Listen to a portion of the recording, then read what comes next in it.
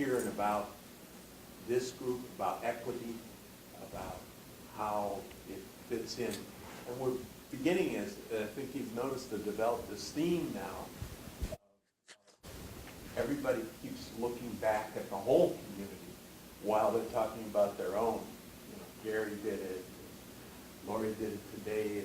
It's beginning more and more to be sort of we're thinking about a people problem as opposed to just our group's problem. And be interesting to see if Phil takes us that way. Thanks for I'm going to make a note on that, all right. All right, well, good morning, everybody. As your professor said, my name is Phil Duran, and by the way, to the filmer, I'm sort of a wanderer. Is that going to be a problem? Okay, good.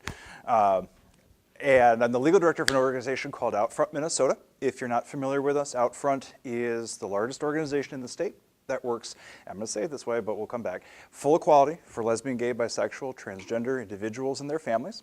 We've been doing so for nearly 30 years. We're based over in South Minneapolis, but our work is very much statewide, and we try to pursue the mission of the organization through a combination of public policy, direct service, and education and training. If you want more information about OutFront, just check us out on the website. It's outfront.org.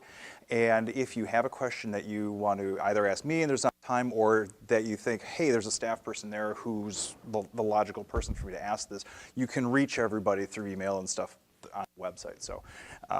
So feel free, please, to do that. A little bit of personal background just for folks. I've been in Minnesota now just a little under 20 years. I came here to go to law school. I went to the University of Minnesota, but I was originally from Michigan. And I came out relatively young, I guess, at about 18 when I got to college. I went to Michigan State, and I became very active in what was then the LG community at Michigan State. We used to be, the organization that the student group was called the Lesbian Gay Council.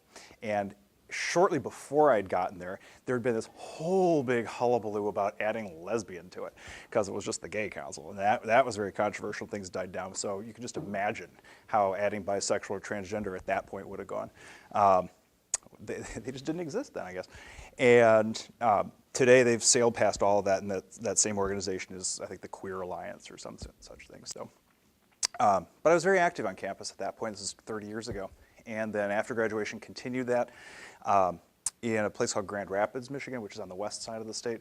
Very active locally in that. And then I'd gotten to a point in my personal or professional development, whatever you want to call it, where I wanted to kind of take it up a notch. And I thought that going to law school would give me some tools to be able to be more of an activist, more involved in the work. And that's how I ended up here. And I think once you get out of Michigan, no one goes back, even though that was my original plan.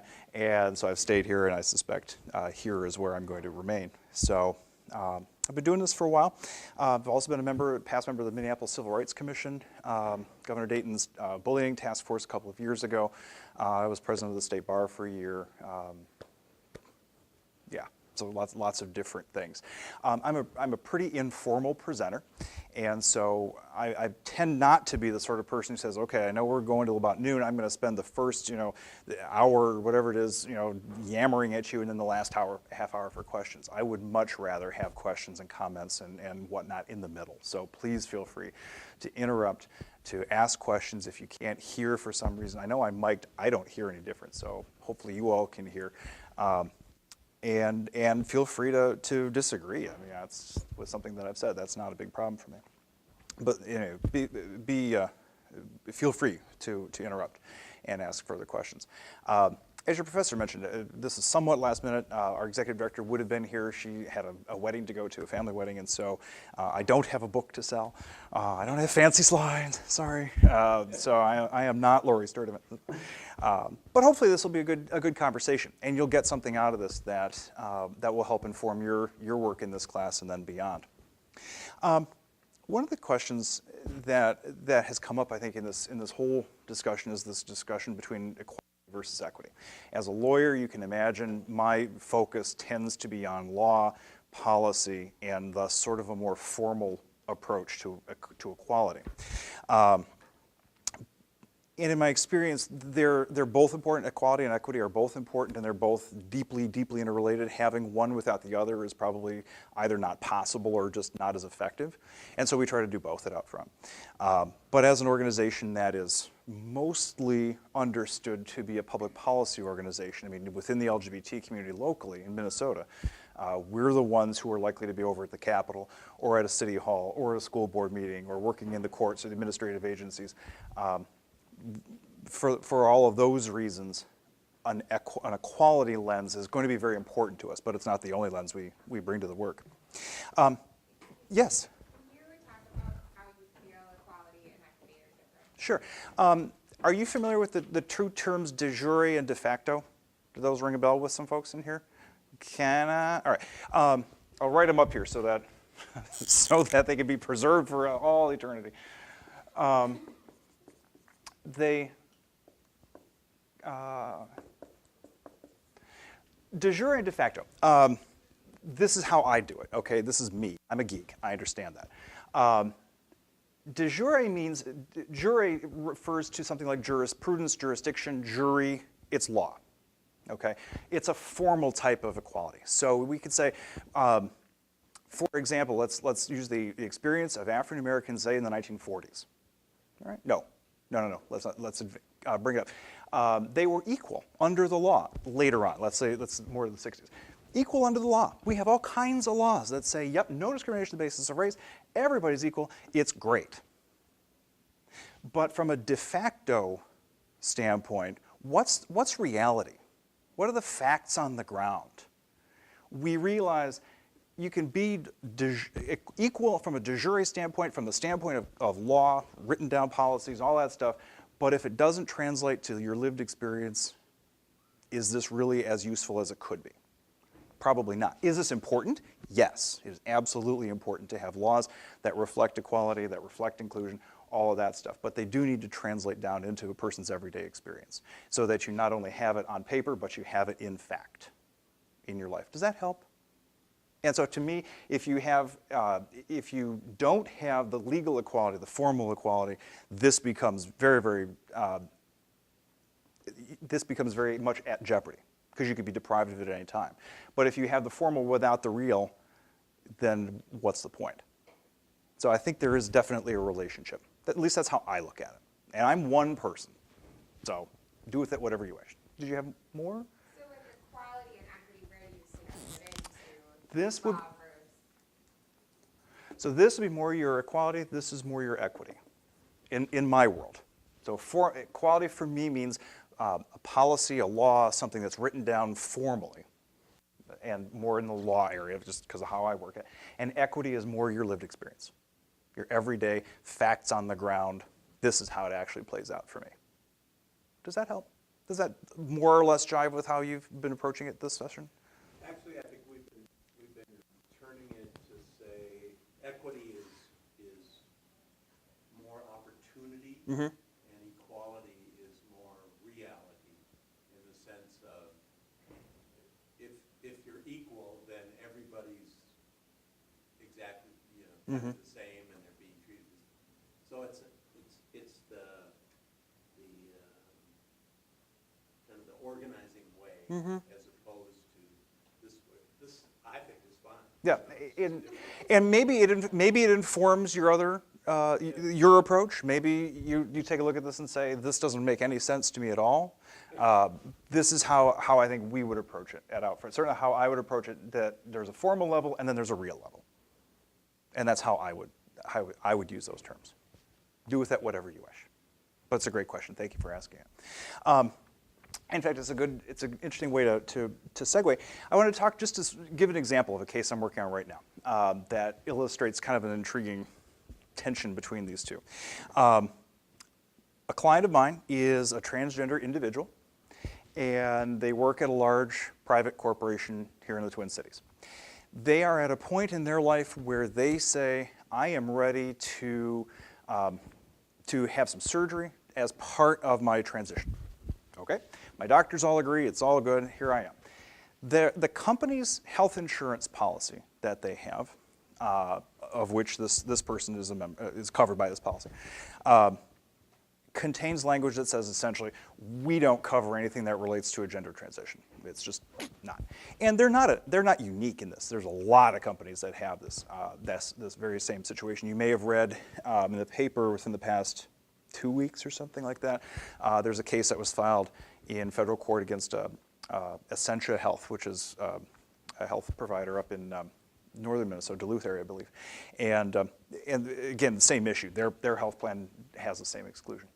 And the person contacted me and said, how should we do this? And I said, well, tell you what, why don't we start with you kind of doing some advocacy with your employer? That might kind of be the first way to do this. Here are some things you might want to say. And so one of the things that the person said to the employer was that the exclusion language in the health plan is a discriminatory clause. It discriminates against transgender people because it excludes this thing that we need. And the employer's basic response was, no, it's not discriminatory at all because everybody is denied coverage for gender transition services, whether you're trans or whether you're not. So everybody's treated exactly the same way, so therefore it is not discriminatory. That, by the way, is not a winning answer. But the employer will soon be aware of that. But I'm sure that most of you have seen this meme that's going around on Facebook and whatnot. It's the three kids who are trying to look over the fence to watch the baseball game and standing on boxes and all this. And from our perspective, this ability to have these services covered is the box this person needs in order to, in that instance, to see the ball game, to live their life. And that would be more of an equity perspective. They're coming back equality, very de jure. No one's being treated any differently. So you don't get a box because no one gets a box. Or you get a box and everybody gets one and yours is still not enough to allow you to see over that fence. You're still not going to get to where you need to be. In that instance, even though this person said words like discrimination and starts talking about Title VII and discrimination law, it's really an equity-based argument. This is what we need, even though no one else needs it. And when you deprive us of this thing that's unique to us, it is discrimination. And the ultimate answer is that the person is absolutely right. The employer is going to lose that one. It'll take a little while for the employer to realize that, but they will. There have been changes. I remember reading an article on federal health policies allowing gender reassignment surgery and coverage. Yep. And how do you see that changing with private health insurance? There's been a huge movement in that, and I've got some material that we'll talk about later, but leaping way ahead in the idea, one of the questions that's been posed is, what are some of the issues that are still on the horizon for you? And everything around transgender health is very much central to what we're doing right now.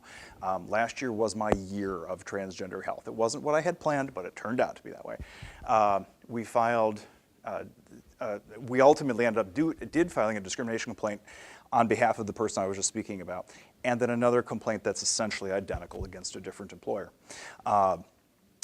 Testing employer health plans, because legally those are mostly subject to federal law as opposed to state law, so it's a little bit different. We, as an organization, OutFront Minnesota, filed a lawsuit against the state of Minnesota seeking to have declared unconstitutional our statutory ban on MA, medical assistance, and Minnesota care coverage for gender confirmation surgeries. We've also filed 2 administrative complaints against the state with the Office of Civil Rights for the United States Department of Health and Human Services, saying the very same programs violate the Affordable Care Act because they have those provisions in them. And then we're working with Senator Dibble and others in the Minnesota Senate to introduce a bill called Senate File 2141. It was introduced back in May, which would eliminate those exclusions. And then we're working to have a bill introduced in March, so about a month from now, a companion measure in the House. So we're going to do that. The U.S. Department of Health and Human Services introduced regulations, or proposed regulations, back around September 1st or so. There's an idea floating around, I'm not sure where it comes from, that they'll be implemented in June. If they were implemented as written, what that would mean is, among other things, that private health plans sold within exchanges, like MNsure, federally funded plans like MA, Minnesota Care, and others, and some other kinds of variations on this theme, all of them cannot have these exclusions as a violation of the Affordable Care Act. The story I told you about the employee situation is going to pan out a little differently. It has to go under federal employment law because that's kind of the relationship between this person and the company is, I work for you, and this is what you're doing. And so it's going to proceed under federal employment law. The agency that enforces federal employment law is called the Equal Employment Opportunity Commission, and they sort of own that area, and they have already begun issuing decisions saying, yeah, you can't do this. You can't have these exclusions. At some point, that's going to end up getting tested in court, or Congress is going to have a fit or something. But at the moment, at least, the implication is that all of these exclusions are doomed. And so it's a question of how and when, and OutFront is very much involved in pushing that stuff forward. So yeah, it's a great question. There have been changes both at the federal level, the state level. Actually, also back in November, the Minnesota Departments of Health and Commerce issued a bulletin to insurers basically saying that any private health plan in Minnesota that is sold in the market can't have these exclusions. So, done. Was there also something with OPM? Yep, Office of Personnel Management, exactly. Back in, I want to say 2014, originally, prior to that point, the federal policy was that there are a number of plans that federal employees have access to, maybe depending on their department or what have you. So there's a bunch of plans, there's not just one. And the federal policy up until then was you can't cover transition-related care. In 2014, I believe it was, OPM said, as far as we're concerned, come 2015, you are no longer prohibited from doing so. Doesn't mean you have to, but it means you aren't required to remove that from your policy. Come 2016, as of today, as of what, it's 5 weeks ago, that's been changed also. So as of January 1st, 2016, all federal employee health plans must include care for transition-related services. And you reminded me also that in the spring of 2014, the Medicare exclusion dropped. So that had been dated from back in the 1980s. It was an administrative decision by the U.S. Department of Health and Human Services, which said at the time, this stuff is experimental and unproven, and is wild, and we're not covering this stuff. And they revisited that opinion in 2016 and said, no, actually, we get it now. This is in fact covered by Medicare. This is a little bit off the subject, but I have to tell the story. Health and Human Services at the federal level governs a whole bunch of different stuff. Medicare, also Social Security. And it is typical in the experience of a lot of transgender people, it has been, to, when they change their name and start updating their documents to reflect their new identity, that they will, among other places, go to Social Security to update their stuff. Now, if you pull out your Social Security card, it's got your name and your number on it, doesn't really have anything else. But Social Security has a whole database underlying all of that stuff that includes, among other things, your sex. And so, prior to, let's call it 2013 or so, somewhere in that range, HHS's requirement was, if you want to change the sex that we have listed in your Social Security profile, you have to provide documentation that you have had gender confirmation surgery. So this side of HHS said, in order for us to update your records, you have to have this surgery. This side of HHS said, that is too weird for us to even consider covering within Medicare. So this was the kind of world that we lived in, where you had two different ends of the same agency looking at the same question and coming up with very different answers. All of that has been removed. And to your point, I think you said in the past 10 years there's been so much change.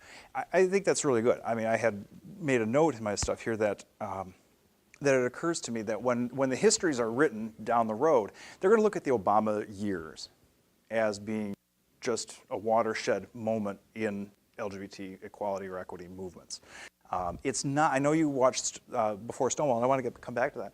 It wasn't, I don't think they're going to look at this one moment, it was one day, this one event, and say that's what changed everything. But they're going to look at this era, this 8-year period roughly, and say, here's all the stuff that changed. All of the stuff around marriage, the don't ask, don't tell went away. The FDA ban on gay and bisexual men offering, donating blood, changed. Whether it will have a huge effect is anyone's guess. So many different administrative changes around how the federal government deals with transgender people and updating records, passports, Social Security, you name it. The transgender corollary to Don't Ask, Don't Tell still, I think, formally exists, but the Department of Defense has been saying we're going to get rid of that, because right now, yeah, back in 2011, the sexual orientation was taken off the table as a relevant condition for military service, but gender identity still is theoretically there. DOD is saying we're done. That's going to go away. And then there's been a whole lot of work around Title VII, and I want to come back to that. That really makes a huge difference. So, I mean, this era is going to be remembered pretty phenomenally, I think, as far as a time of moving forward. But I wanted to pivot back. I know I saw a bunch of the emails going around that you all had a viewing party, or some of you did at least, for Before Stonewall. What's this? Yes, I was lurking on that. Yeah. So I wanted to sort of open it back to you guys and just say, watching that, did everyone have a chance to see it, or whether it was last night at that thing or some other time? What were your thoughts? I mean, what was your takeaway from all of that? Because I've seen it, but it's been 100 years. The host was great. We would expect no less. Very good. That's it. Yeah, I know. I could tell. No, we had a great conversation. And there was a couple of things that really opened my eyes to World War II. Mm-hmm. In my eyes. And again, it was based on the economic and social economic needs of the society in order to deal with the overall war effort and everything else. That allowed for, we're just going to get over it and we're going to move on together. And which was phenomenal. But then to have it kind of retrench back, which, again, there's so much progress was made. And then to have it just stalled and actually reverse was an eye-opening experience for me. And I haven't seen the movie in a little while either, so it took me a little while to kind of remember and then to kind of put dots back together. And Sure. to see the sequence of events, getting back into, it was great to hear about the conflict between the African American community and the LGBT community at the time, and how there was that synergy to support each other that were on the margins. But that we have to almost revisit ground that had been accomplished. Yeah. And really not be able to move the society forward in a quicker manner was eye-opening and kind of depressing, and eye-opening again that there's some hope that we really get our act together. So that's my take. Interesting. Very good. I want to hear from other folks, but how far back did the video go? It literally has been 100 years since I've seen it. I can't. Teens and 20s? Okay, good. Thanks. That helps. What else? What were other people's takeaways and thoughts on that? Impressions? Surprises, if any? I had a chance, I'm one of my undergrad degrees, to take a film studies class that was focused in queer images and film and things like that. And it was interesting to see a film that discussed the rising movement and the LBGTQ movement. And then they kind of touched on the Hays Code and the way in which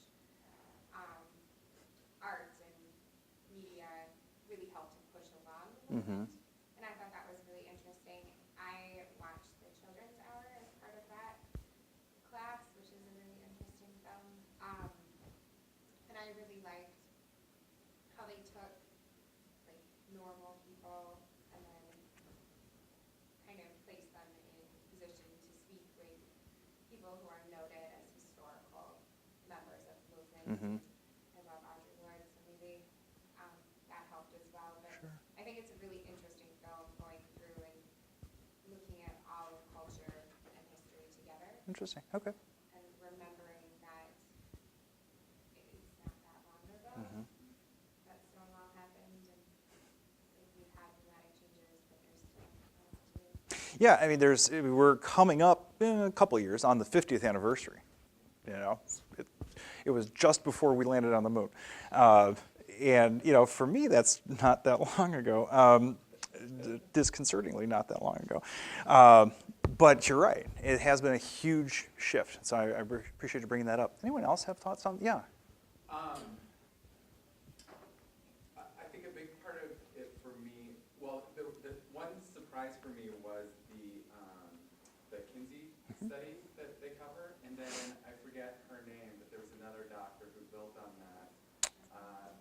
did this study with gay men and straight men and was able to sort of level out the sort of differences. Mhm. as it were. Was it Evelyn Hooker? Yes. Yeah, I believe okay. That's right, yeah. So that was an interesting part of this sort of, I don't know, data collection piece that I was unaware of in the sort of overall arc. Yeah. But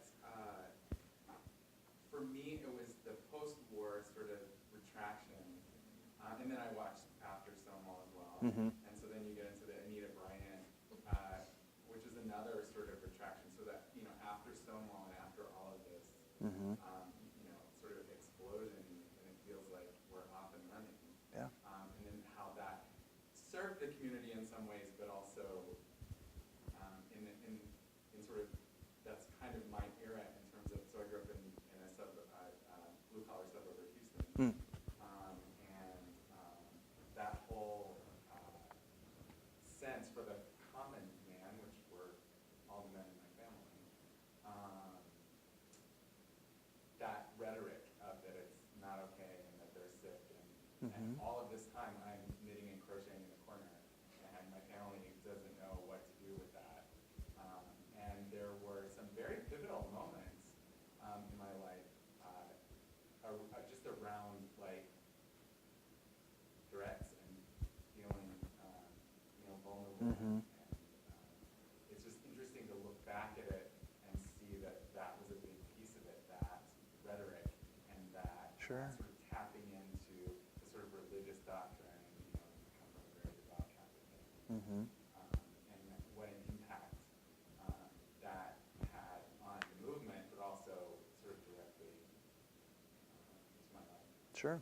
Well, and you know, when you think about maybe less Stonewall per se, because I suspect that in June of 1969, most people looking at Stonewall from the outside would have said, well, who are these crazy people? They're never going to do anything. This is just a flash in the pan, whatever.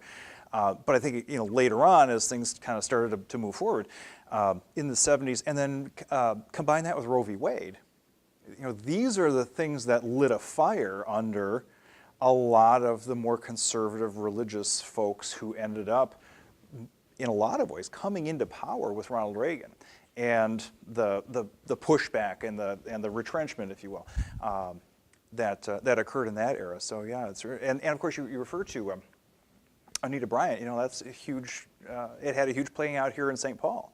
You know, she was very active, of course, in Florida, but back in the late 70s, I want to say 78, if I remember correctly. St. Paul City Council passed a non-discrimination ordinance or an amendment to their existing ordinance, whichever it was, that included LGBT people. And Anita Bryant, her posse was the one that got that put on the ballot for a referendum that eventually got it pulled. And it wasn't until the early 1990s that the St. Paul City Council went back and revisited the thing, and it created another uproar. There was another vote, and this time it survived. So I mean, her impact, it wasn't just her, of course, but that whole sort of counter response was pretty powerful. I'm not sure, does anyone else want to reflect on the movie experience, so what they saw, or were surprised to see, just surprised they didn't see? Anything like that? I mean, it's hard to imagine how fundamentally different things are from this perspective compared to 1968, let's say, or the beginning of 69. I mean, today I think most of us, however we identify our sexuality, our gender, religious beliefs, political beliefs, whatever, almost anywhere we go, we kind of assume there's some sort of LGBT group. There's some sort of LGBT student group at Metro State. There's some kind of LGBT student group at St. Thomas. There's, you know, wherever you want to go, there's somewhere along the line the queers are active doing something. And you can like that, not care. But it's pretty much, I think we've gotten to a point where it's kind of expected that that's going to be the case. That would not have been the case 50 years ago. Yeah. I think there's this level of interesting, you know, even looking at that, but then when you go to other countries, it doesn't work out that way. Mhm. I think that you forget where, you know, all these, how far we came, even though I feel like we haven't done anything, and then you go to like different countries and you're like, oh my God, like there's nothing holding these folks back, like what's going on? So it's interesting that, as you say that, like that's still going on in the world, like it was back Absolutely. And there are some places in the world that just, when they look at this stuff, I think we do need to understand that terms and concepts like lesbian, gay, bisexual, transgender, these are pretty much Western concepts. They don't always translate. Whether, not just words, but concepts don't always translate everywhere throughout the world. I mean, in Honduras, that's punishable by death. Mm-hmm. I mean, you can't change your name, especially to Yeah. a woman or a man name. Oh, yeah. It doesn't matter if you can't change your name. Yep. And you would be essentially killed. Sure. And there are parts of Southeast Asia, for example, where this doesn't even hit the radar. Like, okay, so you're sort of gender nonconforming, or you're gay, or okay, not a problem. So it's different parts of the world process this same sort of concept, this same phenomenon in very different ways. Partly informed by their culture, by their politics, by their religious approaches, things of that sort. I mean, for those of us who are born and raised in predominantly Christian societies, we're dealing with that narrative. And only now is that narrative beginning to shift. But historically, of course, that narrative has been generally negative. And now there is this whole other Christian-based narrative that takes a different approach. More of the love thy neighbor and we're all in this together kind of stuff, as opposed to here are the rules and you're breaking them kind of approach. If you're from a non-Christian, like an Eastern society, for example, Southeast Asia, that's not part of your issue. I mean, that's something those other people do on the other side of the world. We approach it in a different way. So it plays out in very different ways. One of the things I wanted to ask about, I asked the question about, how far back did the documentary go? And I think you said the teens, 20s, somewhere in that range. When I'm doing different kinds of talks, I might open up with a question to folks, and I say, well, how many people here think that the LGBT movement was some sort of crazy 60s thing? And I usually get some hands on that one. And exactly. And I say, you're absolutely right. It was this real weird and crazy thing that came out of the 1860s. And they're like, wait, that's the wrong 60s. You must have meant 19. I meant, no, I meant 18.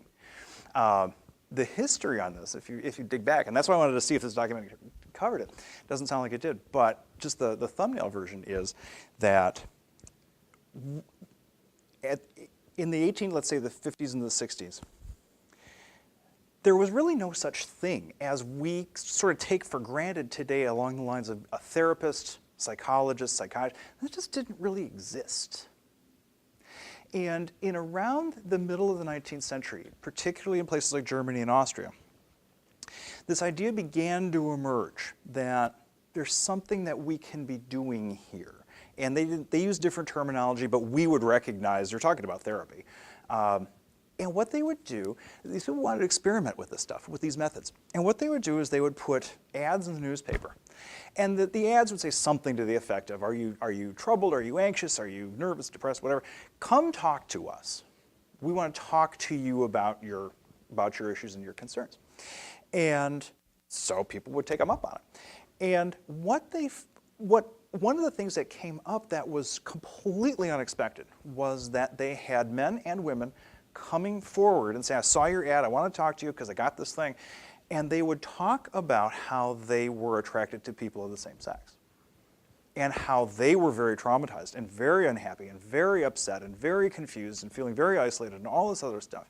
This was not what people were expecting at all.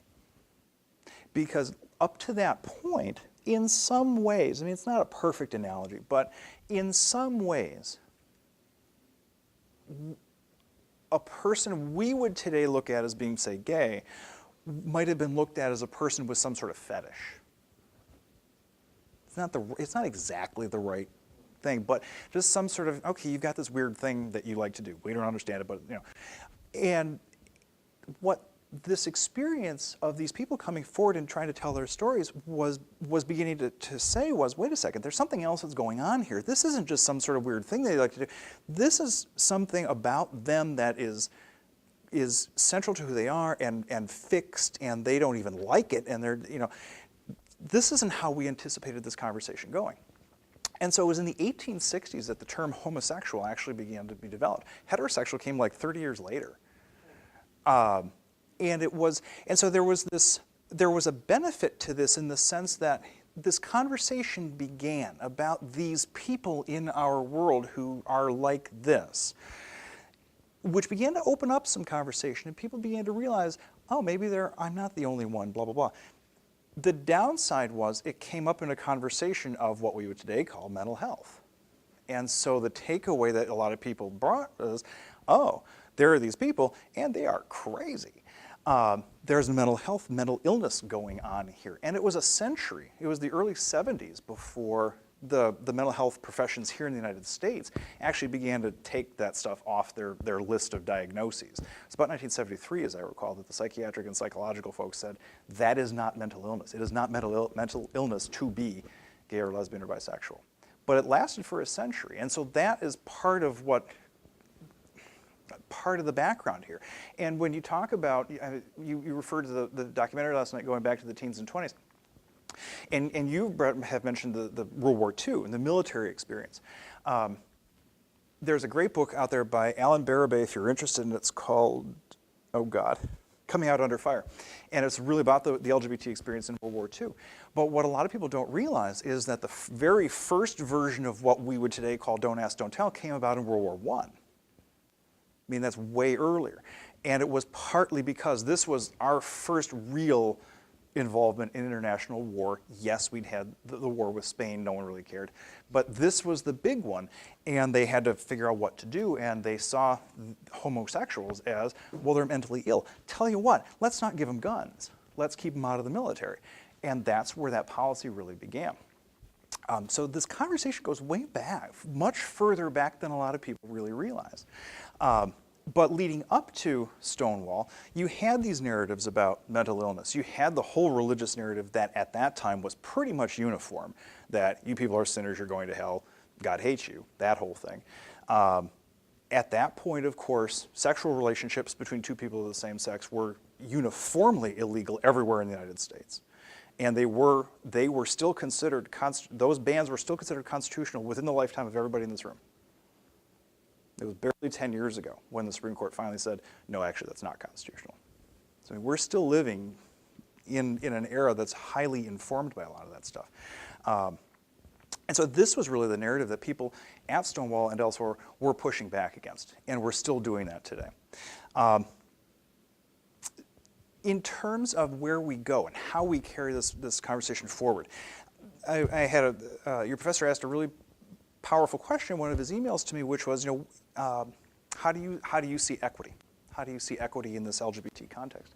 And setting aside all this stuff, I reflect on that and I thought, I don't even know how our community, LGBT community, can easily come to a shared understanding of what equity means and what equity looks like. We have, I think there's a lot of conversation going on, but is there something where we could come up with a consensus? It's hard to envision. And the reason I say it is this.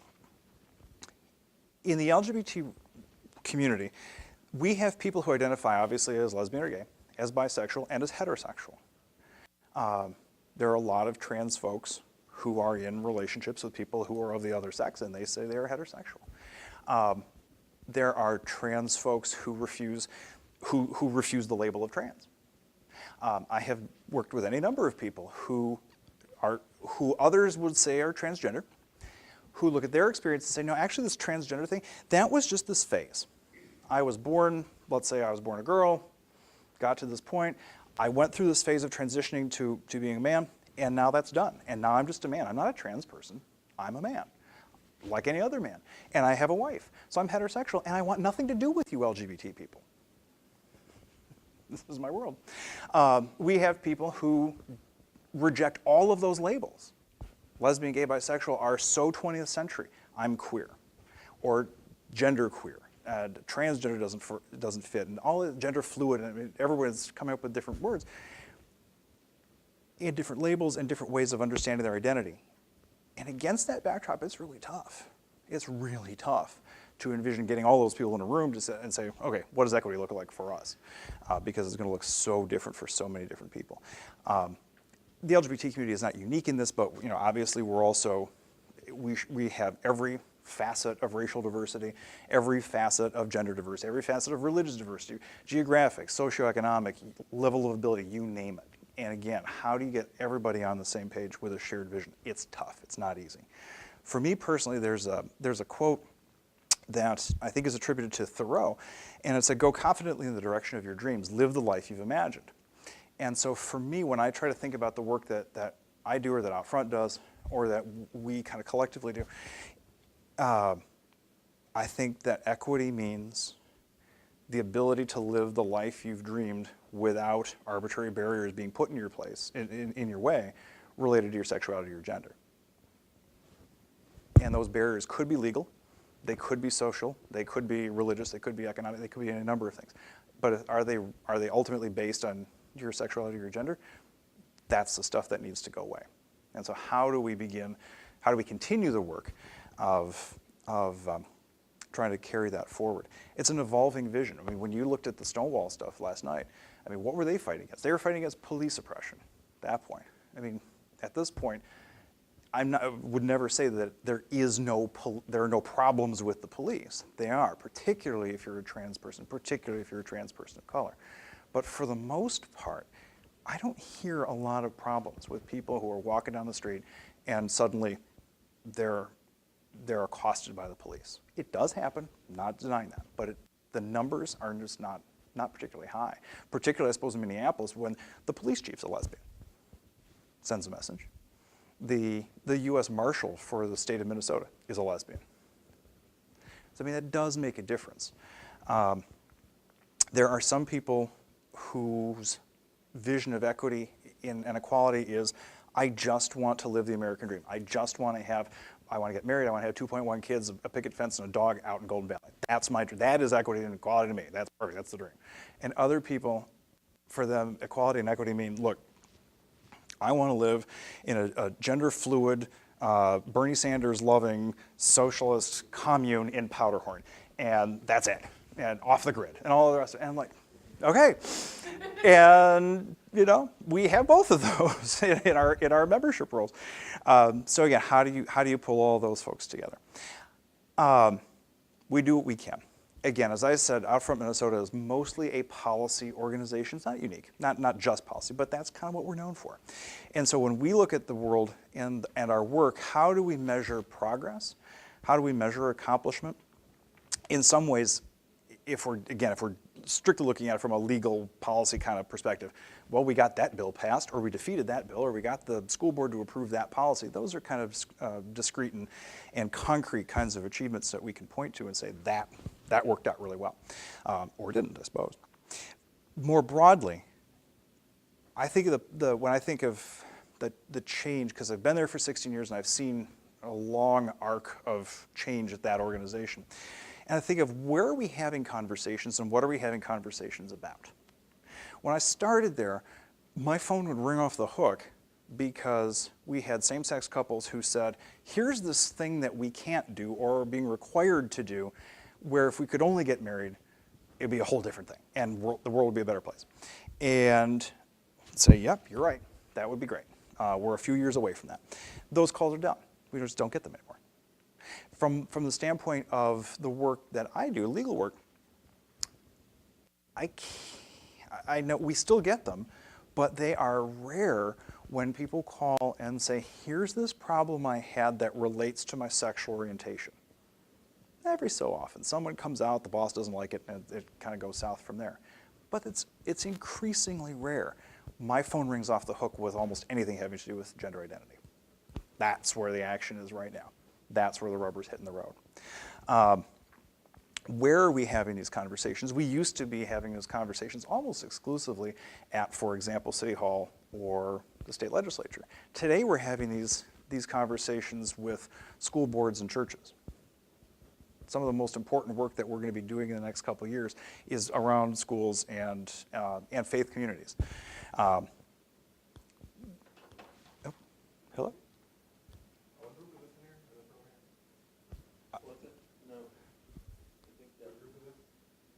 This is the MAPL group? Okay. No. Oh. He's in charge. This guy here.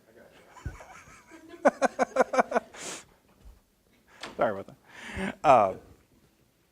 And where are we having these conversations? One of the areas where we're getting so many calls and inquiries right now is around transgender kids. if you'd asked me when they hired me at OutFront, so what do you think you're going to be doing around transgender kids? I think my initial response would have been, there's no such thing as a transgender kid. We learn as we get older that these things that these are the case. Funny story, funny in this sort of quotation mark way. I was on a radio show a couple years ago, back during the fight around the marriage amendment, with Tom Pritchard, who was at that time the mouthpiece of the Minnesota Family Council, who was, of course, the opposition. And we were having this conversation, and of course, normally their line was, well, marriage is about procreation, blah, blah, all that. And he was trying out something new, and he said, well, actually, we need to keep marriage strictly for heterosexuals because kids need role models. I'm like, okay. And so I said, do the gay kids not need role models either? And his response, bless his heart, was, there's no such thing as a gay kid. And I thought, well, that's funny, because as I remember, a couple of years ago, I was one. So I didn't hear him use that line anymore. But if the idea of a gay kid is controversial, the idea of a trans kid is like, up it by a factor of 10. This is some of the hardest stuff we do. When we had the conversation, you may remember from the news about a little over a year ago now, with the Minnesota State High School League, about how transgender high schoolers would be assigned to teams and whatnot to be able to play. And of course, all the hullabaloo around locker rooms and all this. That is a conversation we would never have been having 10 years ago. The idea that there would be high schoolers identifying as transgender or gender nonconforming, and how do we respond to that, and how do we create a policy that accommodates them, would never have happened. The healthcare coverage that we talked about, we would not have been having this conversation 10 years ago. Now the conversation is coming to an end, at least in some ways. I think the fundamental barriers are going to go away. We'll still have to work with, what does this actually mean for a person? When they take their card and they say, I'm here to pay for whatever this is, I want the coverage. And our insurer still going to say, oh, well, no, you didn't meet this other thing that we said over here.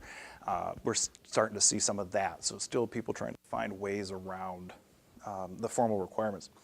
But that's something that we wouldn't have had conversations about. Bathrooms, oh my goodness, bathrooms, locker rooms. I had no idea when I went to law school that my life would be about bathrooms, but it is significantly about bathrooms. And I don't know, I honestly, I have to be clear, I would turn to you for information, but I know at the University of Minnesota, for example, there's been this huge conversation going on about creating gender-neutral bathrooms. And I don't know, it sounds like this is familiar to you, or here at Metro State? So I serve as a board member for a charter school, Avalon. Okay. And I know that they eliminated the bathrooms and to make it, gender neutral. Mm-hmm. And in theory, that sounds great, and they ended up, they have an LGBT community. Yeah, in there. oh yeah. But it hasn't been working out. Say more about that, I'm curious, what the experience has been. I mean, you laid it out, it sounds great. I mean, I was like, wow, this is really progressive, and I said, but in practice. Yeah, let me interrupt you. What is it that they tried to do? Well, they said, a lot of the group that they had for the LGBT community within the charter school said, okay, we don't want to be identified, we don't want to be identified as female, we want just regular bathrooms and have them gender neutral. But then as they eliminated that piece, they bumped into several other issues by just doing these pieces, which Interesting. was interesting, and they didn't see, it's still there, but I guess for some women and men, they didn't necessarily feel like that transition piece for the LGBT community didn't happen within the school wide. Does that make sense? I think so. Let me ask you, just because I'm not familiar with what they've been doing there, are you saying that they created a gender-neutral restroom like a single person, or is it more of an Ally McBeal kind of world where it says bathroom and everybody goes into that place? Yeah. Boys, girls, whatever. Well, I think that, yeah, you're absolutely Okay, it's right. more I of think that. Absolutely. Okay. In the beginning stage of that school, that they had, male and female, right? And then they took off the signs and they said, okay. Everybody goes. Just Open season. All right, great. So it was interesting to see that piece. But. And so what has been the experience? Has anything untoward happened, or is it just like people are like, oh my gosh, I feel this is weird? I mean, what's been the... I think that, I think it made sense that LGBT group that was working with it, but it didn't make sense for the rest of the school. Okay. Because they weren't in that group. Mm-hmm, mm-hmm. And I think had they been a part of this whole transition piece where this is what we're going to do, then to saying this society has decided that this is what we're going to do, and then everybody in that school just has to deal with Yeah. it because that's what the board has already said. Yeah. you know? And a lot of the women didn't feel comfortable, girls, and Yeah. they didn't feel comfortable with men going into their Yeah. bathrooms, Yeah. too. Yep. And I see your hand. Obviously, the bathroom thing is huge for us. No, I get it. Yeah, no, It's it funny, 'cause I'm like, that makes sense. right. And I guess from our perspective, where we're seeing our work is less around creating the Ally McBeal bathroom. I mean, if that happens, if someone's willing to do it, great, knock yourself out. But at the moment, our focus would be on making sure that there's something in addition to the men's and the women's. Does that make sense? And then there's this third option over here, whether it's a single user thing that's non-gendered or whether it's Ally McBeal. And anybody can use that one, and if you're comfortable, if you're great, if you're not, then you can use this one over here. Rather than taking away that option, expanding the options. That's more, I think, how we envision the work. But if I came back to you 10 years, I'm not going to still be at OutFront 10 years from now. I vow it. But if I came back and talked to the same group 10 years from now, because of our evolving understanding of equality and equity and so on and so forth, I might actually come back and say, actually, you know what, OutFront Minnesota completely believes in Ally McBeal. It happens. I mean, to some degree, maybe this is dorky. I don't know. It won't be the first, but for me, I think of social change as sort of a curving road. You know, I stand here, and I can see, so far, and then the road goes out of sight around the bend. But then I take a few steps forward, or other people take a few steps forward. They're further down. And then when they stand and look, they can see further down the road, and so on and so forth. And so the more we move forward, the more things open up, and the more we see new things and new opportunities and new ideas, and we really rethink the conversations we had only a few years back and say, boy, that really wasn't adequate, was it?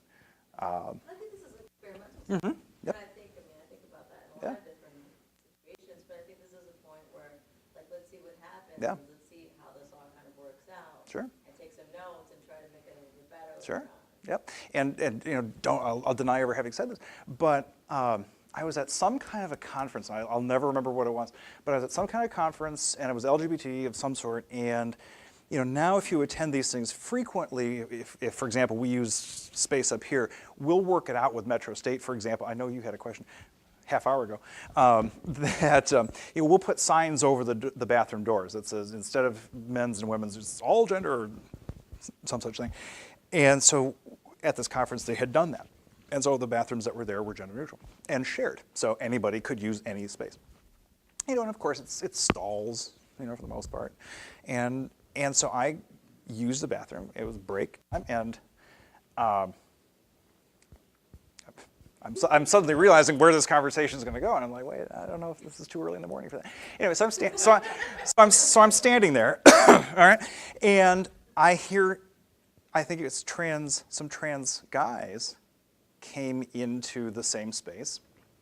They used the stall, and I'm kind of listening in. I'm just not trying to, but it is what it is. And I heard them even say something to the effect of, "Oh my God, there's this guy standing there. This is kind of weird for me," And I'm like, "You're supposed to be on the team here, folks." So I think it is this evolving understanding and level of comfort. 5 years from now, Avalon may have the Ally McBeal bathrooms, and no one even cares. But I think that's changing the culture Yeah, of things, too. And absolutely. I think it's going to take some time for all of us to kind of adapt. Absolutely. No, absolutely. I couldn't agree with you more. But I think we spend, as a society, so much time trying to figure out, okay, you want to go to the bathroom. All right. I got to figure out. We got short hair, so maybe you're a guy, but you're wearing, not today, but maybe you're wearing his bright clothes, so maybe you're more of a girl. And I don't know what your genetics look like, and I don't know what is going on elsewhere, so I don't know. I have no idea. We spend so much time trying to figure out what category do you belong in, figure out where you pee. Really? Is this the best we can do? So I tend to think over time we're going to get to more of where there's more Ally McBeal possibilities, where there's a sign that says, bathroom, come on in. And there's a bunch of stalls over there and some sinks over there. You do what you need to do, wash your hands, go. That's my guess. I could be wrong. But interesting, OSHA, the Occupational Safety and Health Administration, it's a federal agency. I think it's within the Department of Labor, as I recall. And they have issued just this past year, you're nodding, good, I must have gotten that right. Oh, good. They issued some guidelines, not requirements, but they're guidelines about bathroom use for employees. And they said basically, look, you got to figure this out. So we encourage you to have either more single stall user restrooms and that sort of thing, or shared the Ally McBeal bathroom. That is one of OSHA's now suggested best practices is an Ally McBeal bathroom. Whether it happens or not is anyone's guess, but that's kind of where I think we're going. Half hour later. Yeah, God, you're patient. I don't share anymore. Sorry about that. Well, I was just, about 10 years ago, I worked at a big corporation in Egan. I actually stood near Duran, very tall, about 6 foot tall, stilettos. I think haven't fully gone through the whole, and a lot of the women sued. And a lot of women expressed, like they're not comfortable. Mm-hmm. Mm-hmm. And she was told, you may not use the women's bathroom any longer, Yep. go use that lone bathroom. And she sued and Mhm. she lost. Yep. Because people were just not comfortable, although, the fingernails, the hair, Mhm. but Sure. unfortunately, a lot of people, they were just not, I couldn't care less, I just go to the bathroom and wash my hands and go to Yeah. but Yep. I think it's still, And that was the Goins case. Julie Goins was the employee's. This is all public, so I'm not revealing anything. company it is. Oh, yes. But, It was Goins versus West Group. There we go. Let's not kid ourselves. We know. But Thomson Reuters, which now owns that facility, yeah, I mean, they take a very different approach. I mean, they have transgender-related programs. This is a non-issue, partly because Goins that case has become, I'll say, unmanageable, but it becomes incredibly difficult to actually make it work. What the Minnesota Supreme Court said in Goins was, Julie, transgender woman, and more or less declined ever to address the question of what her anatomy was. She says, I'm a woman, deal with it. And West kept trying to do all this stuff. Well, no, do you have this? Do you have that? Did you ever, and they're trying to do all this stuff. And she's just basically stonewalling them, pardon the expression, and it's just not having it. But ultimately, the Minnesota Supreme Court said, okay, basically, we assume that you were anatomically male. Got it. Given that, you do not have a right to use the women's restroom. If West chooses to let you use the women's restroom, which, as you know, they didn't, if they wanted to, they can do that. That's up to them. Knock yourself out. But they're not required to. You do not have an enforceable right to use the women's restroom. Which, obviously that wasn't the outcome that we hoped for and that a lot of people hoped for. FYI, Title VII, which is the federal version of employment law, has now gone the opposite direction. And the answer for Julie today would be if she filed a federal complaint against West Group, she'd win. I know, evolving understandings. But there have been so many holes poked in the Goins case since then. One of them was a case we did a couple of years ago. The situation was this. There was a small town in greater Minnesota where this transgender woman lived. And she joined the local health club. It turned out that the health club was part of the community center that was owned by the city she lived in. Makes sense? So it's a city facility, they have a health club, blah, blah, blah. And so she was the kind of person who was not radical. She was not wanted to stir up trouble. And that was her approach to life, fine. She had years ago, gone to the desk and said, I want to join, I want to use the women's restroom, but you got to understand, here's the deal. And they're like, okay, we don't care. So they exercised the prerogative that the Supreme Court said that they could, and they said, well, knock yourself out. And so for years, she'd used the women's locker room, no big deal. Well, apparently this one time, she was in the locker room a couple of years ago and spoke to another woman in the locker room. And that woman completely lost it and was like, oh my God, there's a man in here. And went to the desk and complained. And the desk was like, yeah, and brushed her off. Well, because it was a city-owned facility, she went a level up. She went to the city council and said, we got to fix this. And the city council went along with it. And the city council passed an ordinance, or a policy, whichever, and they said, in city-owned facilities, you use, where it's a sex-segregated facilities, men's, women, you use the one that matches your anatomy. Okay? So they use the discretion that that decision gave them. We wouldn't have liked that, but there you go. And the Title VII stuff hadn't gotten there, and it's not a Title VII case anyway, because that's employment, and this is not.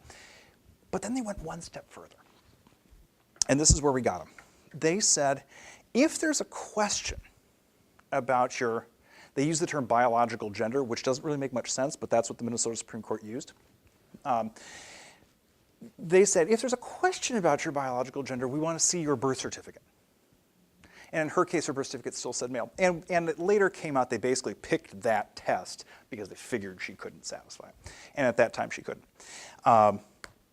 And so that was the piece we got them on, was basically carding the ID, carding the trans people. Say, I look at you're fine. I don't think you're transgender. Do you know what the term for non-transgender is? Cisgender, right. So I look at you, yeah, you're cisgender, you're good, men's room's over there. You, I'm not so sure about you. You, I need to see your birth certificate. And so we said, wait a second, hold on. You don't get to pick out the people that don't satisfy or fit your gender norms and your expectations and stuff like that. Look at you and say, you need a birth record to be able to use the bathroom. Because, I always haul mine around just in case. And so when we framed up our complaint, we said that to do that to this person was burdensome, intrusive, and humiliating. I think those are great. Always do it in threes. Burdensome, intrusive, and humiliating. And their response to that specific part of the narrative was, no, it's not. Oh, okay, let me just take that out then. So I said, so we get a chance to respond to their response. And so in our response, we said, well, if it's not burdensome, intrusive, and humiliating, then you'll have absolutely no problem carding every single person. Because I can't single you out because I think you might be trans if I don't also card you. So if I want your birth record, I want yours too.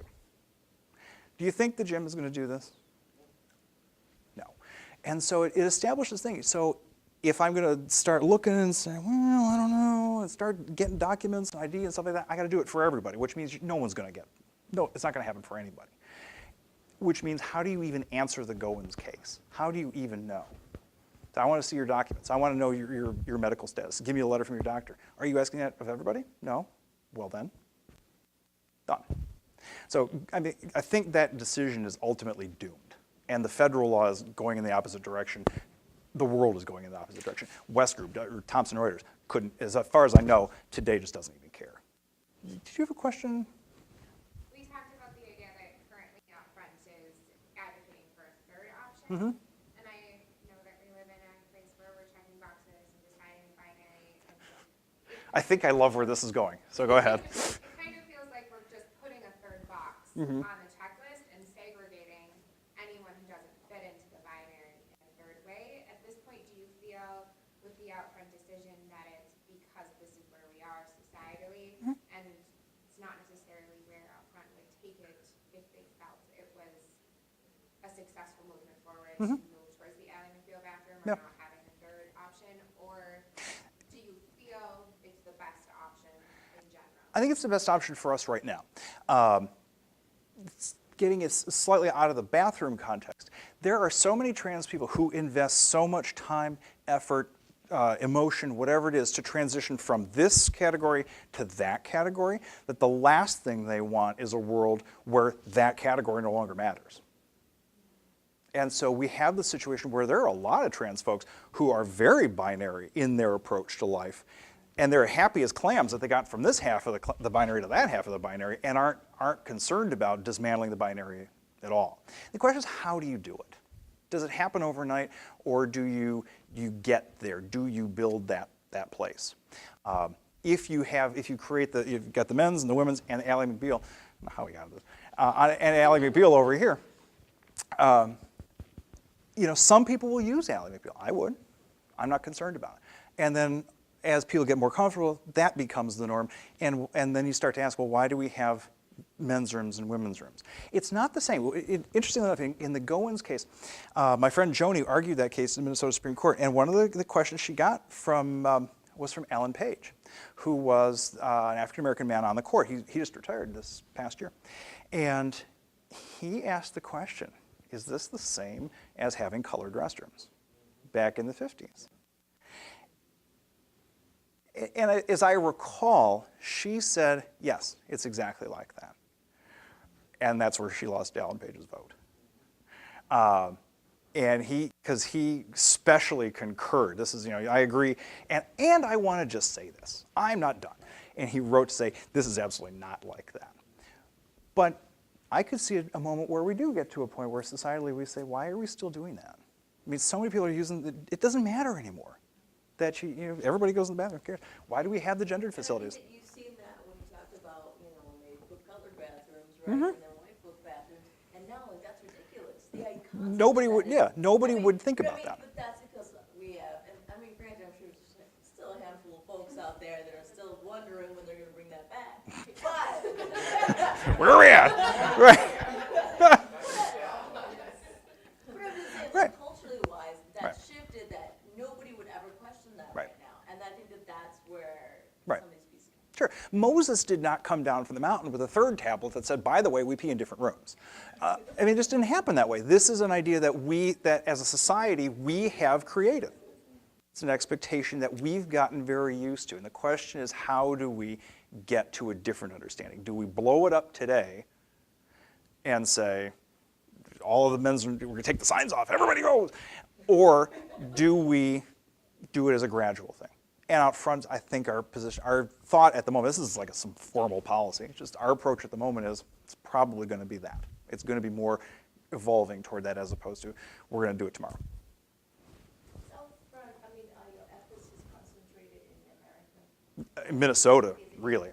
Not international. No. Aside from Malaysia. Talking about the transgender, as a young child, I remember, this is bad, but older people driving me to, that's a street where all of them come out at night. Mm-hmm. And they're just beautiful. And they're like, oh, so pretty, Right. But then in Malaysia, they'll put you in jail, and it's totally, totally illegal to be, that's a term they call pondan in Malay. And I don't know if you follow politics in Asia. There was they wanted to get rid of one of the people in the cabinet. They accused him of being gay, and he was in prison for years and years and years. Ibrahim? Yeah, one of them. Yeah, he was a prime minister for a while, right? And he's in and out of jail on sodomy charges and all this. Yeah, I can't. Anwar Ibrahim? Yes. Is that right? Yeah. Anwar. Okay. Yeah. So I mean, it's great that we concentrate in Minnesota. Sure. Try to think globally. Yep. Absolutely. To bring everybody Yep. together as fellow members. Mm-hmm. And from our perspective, it's a question of staying in our lane. This is less about should we fix should the problems in Malaysia be fixed, and how can we be most effective. So we don't even generally get involved in federal issues at all. I mean, if there's a bill in Congress, probably our approach out front would be we want to help the national LGBT organizations that are working on this. So if, for example, the Human Rights Campaign wants to send a blast out, hey, call Senator Franken to support this thing, we'll send that to our list.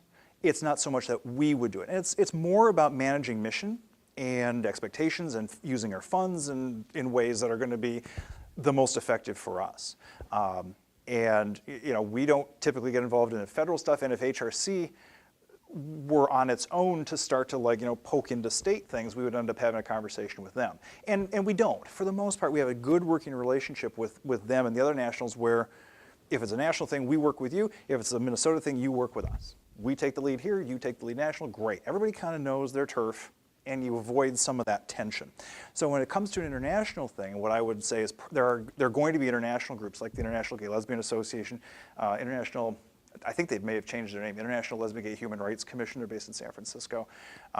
There's some LGBT stuff going on at the UN. So there are those kinds of resources where they do approach it from an international standpoint. So the movement is not unaware of the international opportunities and challenges, but not every organization is going to take a global approach. Some of it says we're focused on Minnesota, we're focused on Duluth, we're, whatever it is. Than a lot. Oh, wait, say Minnesota is further along than most states. I think in a lot of ways that's absolutely right. We were the first state to pass a state law barring discrimination against transgender people. That was in 1993. Wisconsin, oddly enough, was the first state to pass one, somewhere. They're close. They were the first one to pass a state law banning discrimination on the basis of sexual orientation. That was 82.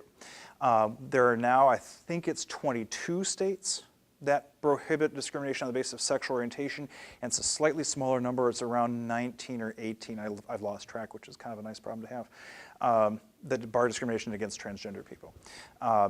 And what's unusual is that the states do it in different ways. Some states call it something like gender identity discrimination. In Minnesota, it's a form of sexual orientation discrimination. Oddly. Sexual orientation, I think most of us, when we think of that term, we use it to describe who we're attracted to. Are we straight? Are we gay, lesbian, bisexual? Transgender is a different sort of thing, and yet the way that the legislature defined sexual orientation includes all of it.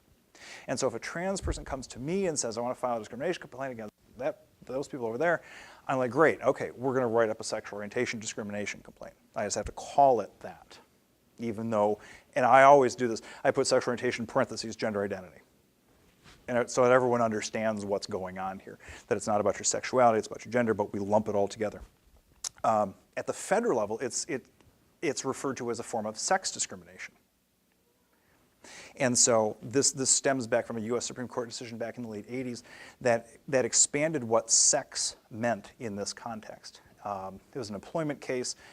And in that case, the woman wanted a promotion and she wasn't getting it, and she asked why, and they said, well, if you were just a little bit more feminine, your chances would go up. And that wasn't the right answer. And so she took it to the Supreme Court and she won, and the Supreme Court said this is also, sex discrimination isn't just about treating men and women differently, it's also about policing whether you're the right kind of woman or you're the right kind of man, policing gender expectations and things like that. Well, that opened up all kinds of stuff.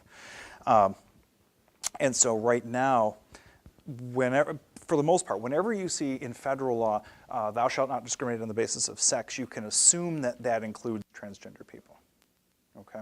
So think about it from this perspective. Minneapolis and St. Paul, by the way, they have local ordinances, and they have pulled out the sexual orientation and gender identity pieces separately. Okay, so let's say you're over in St. Paul and you work for Bremer Bank and you want to file a discrimination complaint. You're transgender, you got fired because of that. You want to file a complaint against those people right over there in that building. If you wanted to go under the St. Paul Civil Rights Ordinance, you would file a gender identity complaint. If you wanted to go under state law, you would file a sexual orientation complaint. If you wanted to go under federal law, you'd file a sex complaint. On the exact same facts, the exact same situation. You just have to call it different things at the different levels depending on what the statute actually says. Does one have weight, obviously, over the other? Like the likelihood, too, of something like that getting passed within those 3 years, I guess. I think you can achieve positive outcomes in all three of them. Probably your local ordinances are good to a point. If you're going to fight it out in court, set those aside. Start with state or federal law. The outcomes are going to be perfectly good.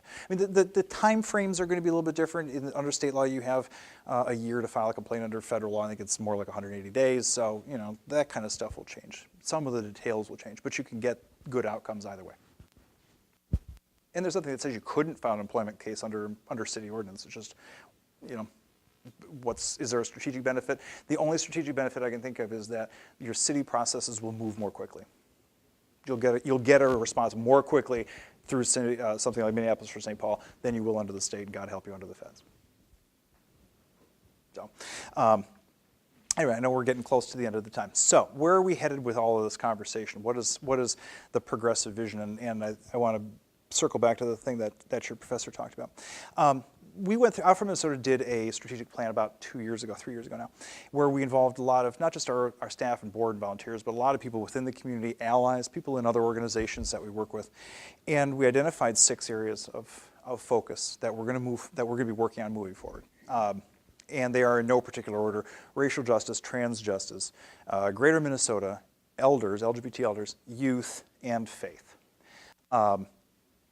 And it'll be fascinating to watch how this all plays out. We've talked a lot about the trans justice piece already. It's frustrating for us to have people think, oh, now that marriage is done, now you've moved on to trans stuff. No, we've been doing trans stuff the whole time. It's just that the papers don't focus on this. The papers have been focused on marriage.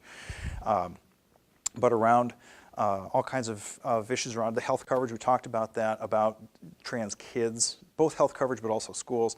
And kind of this issue around what do we do with people who don't fit into the binary? How do we do the bathroom question? How do we do documents? How do we do identity documents? You know, driver's licenses you're listed as MRF. Is there a way to do something different on that? We're having those conversations with public safety.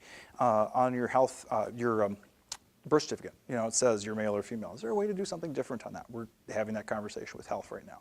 And I'm cautiously optimistic that we're going to be able to do something like that. So how can we create identity documents that don't reflect the binary? How can we create physical spaces that don't reflect the binary? Where is that conversation going? I mean, I just, as you're wrapping up here, I also wonder, like, with immigration-wise, with, you know, same-sex couples, that have enough weight to, like, actually get folks to stay.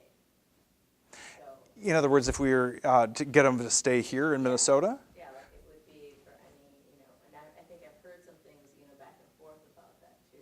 yeah, I think we're Reputation reasons, like. right, and I think we are a magnet for folks to come to Minnesota who are looking for an LGBT positive space. For a long time, Minnesota was kind of an oasis for trans people for a number of reasons. I mean, the law has been good, and there's a resource not loved universally within the trans community, but there's a very powerful resource over at the University of Minnesota called this Program for Human Sexuality.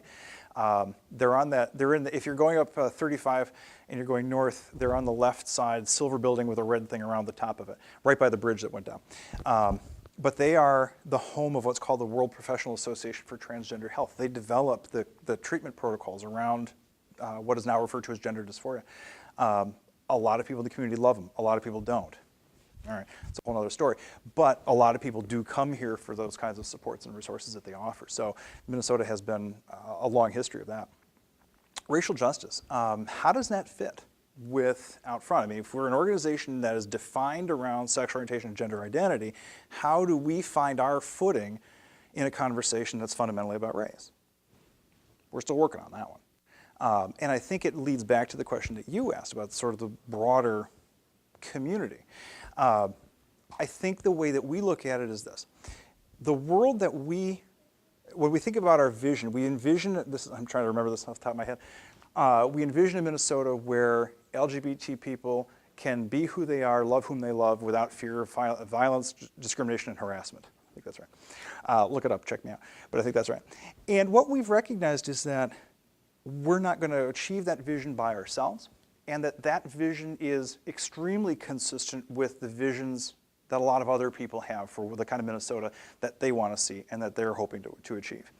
And so when we work with organizations such as Black Lives Matter and others who are advancing the conversation around racial justice, it's because the Minnesota we envision has room for both of those conversations, for both racial equity and for LGBT equity as well. So how do we find the right way to talk about our shared issues? How do we find the right way to say, sometimes we disagree? How do we move forward in a more of a coalition way to achieve that vision for Minnesota where we all thrive? And how do we make that statewide? One of our areas is Greater Minnesota. It's great to live in the bubble here, okay? But you know, you go outside of 694, 494, and woohoo! Sometimes it's a different world out there. The largest school district in the state is in Okehennepin, and that has been a cesspool of problems for years, and it continues to be. It's just over there, just on the other side of the freeway. How do we? And if you think it's bad there, how do we make this work real? How do we get that sort of de facto equity across the state, so that if you're in Thief River Falls, if you're in Marshall, if you're in Moorhead, you have access to the kinds of services and support you need. You don't have to say, gosh, if only I lived in Minneapolis or St. Paul, I'd be able to do this. How can you get there wherever you are? For elders, this whole idea of the graying of America is, we're not immune from that. We're all getting older. And we're beginning to get to a point where there's likely to be a very critical mass of elders who identify as LGBT, and they're starting to need services and supports. And as an older person, there's an organization called Training to Serve here in town, which is kind of, I think they don't love it this way, but because their mission is fairly narrowly defined, but they're kind of the default go-to for anything that has to do with LGBT elders. And the surveys and the studies that they've done suggest that the overwhelming majority of LGBT seniors are not interested in having LGBT-specific services. They don't dream of the LGBT nursing home or the LGBT doctor's office or whatever. They want to be able to go wherever they need to go and be treated well. Okay? How do we get there?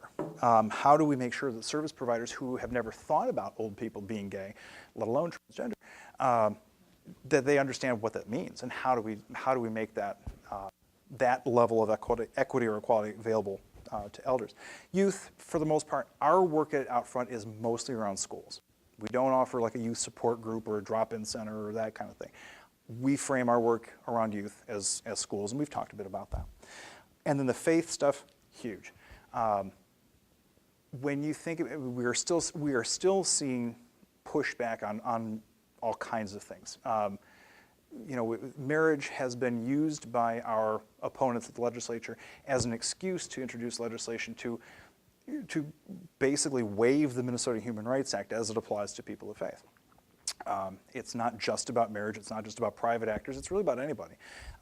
Notwithstanding the Human Rights Act, and it's saying, thou shalt not discriminate on the basis of sexual orientation. Notwithstanding any of that, if you've got a religious thing, you can. That's everybody. It's been 20 plus years since that legislation was passed. We're still fighting pushback on that. We're still seeing, not so much here, but obviously in other parts of the country, pushback on marriage itself. The Kim Davises of the world in Kentucky. I don't know if you followed Roy Moore, the Chief Justice in Alabama, who recently ordered his courts to not issue marriage licenses to same-sex couples because, Supreme Court, whatever. That whole thing. So, we're still seeing this, and a lot of it is fed by faith.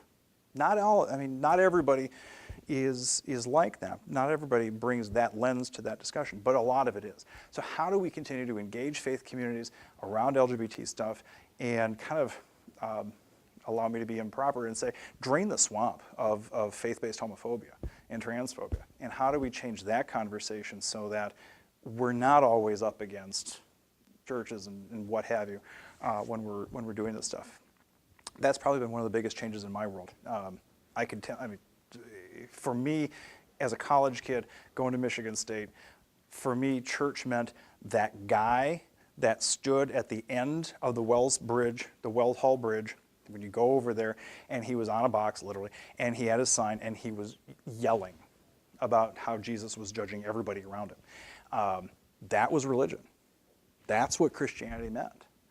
And today, when we do lobby days over here at the Capitol, and the church bus shows up, I'm like, oh God, what's going to happen now? And they're here to be a part of our event. Because for them, their faith tradition means they stand with us. It's huge. I would never have seen that coming. But that's been, and so how do we continue that? How do we build on that? How do we harness a more sort of a left-wing progressive vision of faith to advance the vision of Minnesota that we have and that is shared by a lot of other groups and communities as well? It sounds like you're doing a lot of great work. And I have to be Hopefully. honest with you, I have not heard of OutFront until now. I'm sorry. That's okay. That's all right. Although my dearest best friends, they're a lesbian couple, but so what are you going to do, because I'm a marketing efforts to really promote the work you do and get support, more than just funding, to kind of support the work? Sure.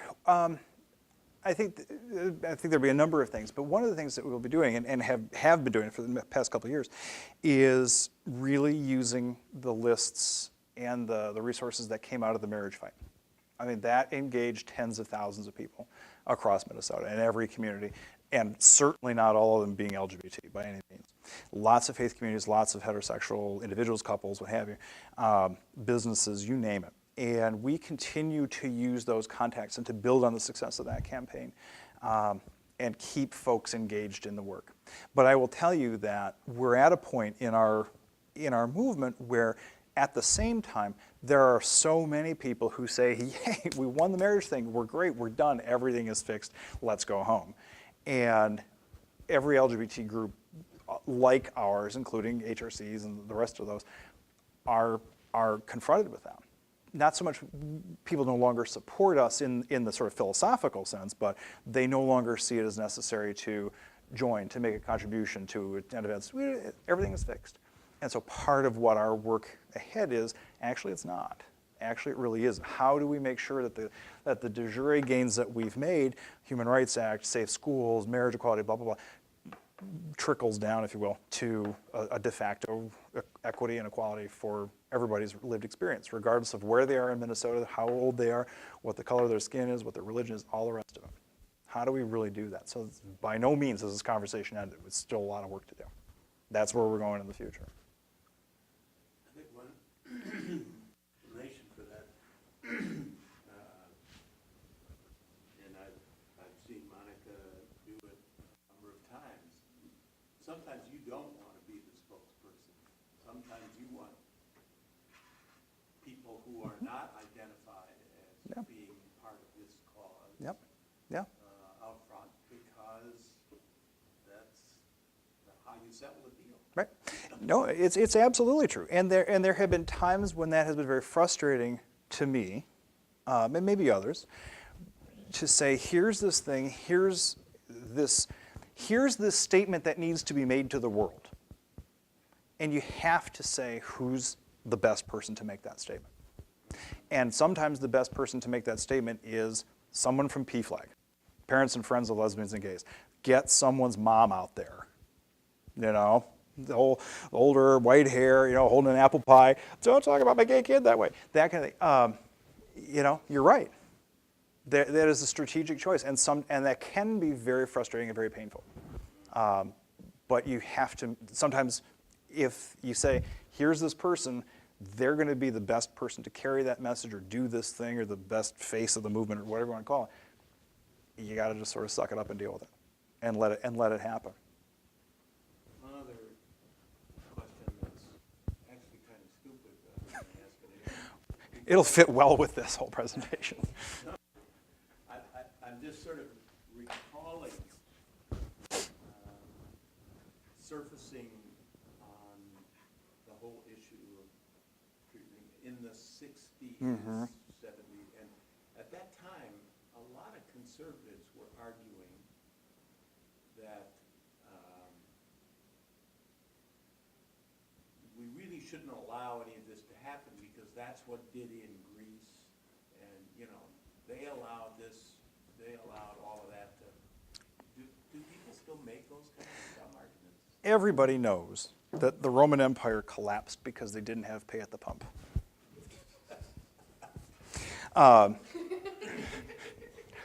Took a minute. Okay. I remember the moment in my history back. This is my Michigan State days, so it's somewhere in the late '80s. The question before the East Lansing City Council was, should they give domestic partner benefits to city workers? Now, as an aside, do we even talk about domestic partner benefits anymore? No. Anyway, so that was radical at the time, and and so they're up there, and the room is packed, and people are just like, and there's this one guy comes up, a college student, and I forget all of it. I can see the room, but the basic gist of his comments was, when they look back, and it was kind of like this, when they look back on when the destruction of America began, they will look here to East Lansing, Michigan with this vote. We thought that was hysterical. We loved it. But I mean, yes, there is still this thing that comes out about how fragile civilization is. And that if we say these two men and those two women get to get married to each other, it's all going to end. It's going to end tomorrow. We have managed to survive war and atomic bombs and famines and plagues and all of these things. And somehow we've made it through. But if we have people peeing in the same room, yes, we do still have this image of how fragile civilization is, how fragile people are. Heaven forbid if we change anything. And I think it plays into this, into a much deeper narrative or fear that we're seeing come up in so many different ways this year about the future of this country. It was founded as a country by, for, and about Christian Europeans. And today, what are we saying? We've got a black man as our president, and what did he just do? He went to a mosque.